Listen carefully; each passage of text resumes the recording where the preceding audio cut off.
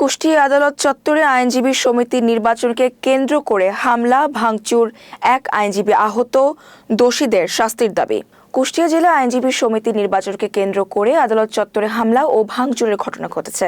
আজ সকাল 11:30টায় 15 থেকে 20 জন দুর্বৃত্ত লাঠি সোটা নিয়ে আদালত প্রাঙ্গণে হামলা চালায়। এতে আইনজীবী মুজিবুল হক আহত হন। পাশাপাশি নির্বাচনী ক্যাম্প, পোস্টার ও ব্যক্তিগত চেম্বার ভাঙচুর করা হয়। আইনজীবীরা অভিযোগ করেছেন, স্বার্থান্বেষী মহল নির্বাচনের আগে এই হামলা চালিয়েছে এবং দোষীদের দৃষ্টান্তমূলক শাস্তির দাবি জানিয়েছেন তারা। আইনশৃঙ্খলা বাহিনী ঘটনাস্থল পরিদর্শন করলেও এই বিষয়ে কোনো মন্তব্য করেননি। আমি একজন সভাপতি প্রার্থী।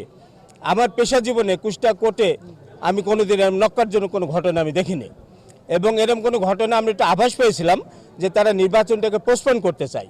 কিন্তু নির্বাচন পোস্টপোন করার পদক্ষেপ হিসাবে যখন আমরা সমস্ত আইনজীবী বিভিন্ন আমাদের চেম্বার এবং কোর্টে ব্যস্ত থাকব, সেই সময় সেই ফাঁকে এসে এরকম একটি ঘটনা ঘটাবে এটা আমাদের কারোর ধারণা ছিল না।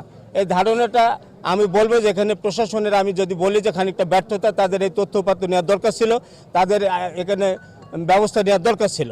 স্পষ্টভাবে বলতে চাই, গত 17 বছর আমরা গণতন্ত্রের জন্য লড়াই করেছি এবং আমরা যাতে ভোটাধিকার মানুষের প্রতিষ্ঠার জন্য কিন্তু আমরা সংগ্রাম করেছি।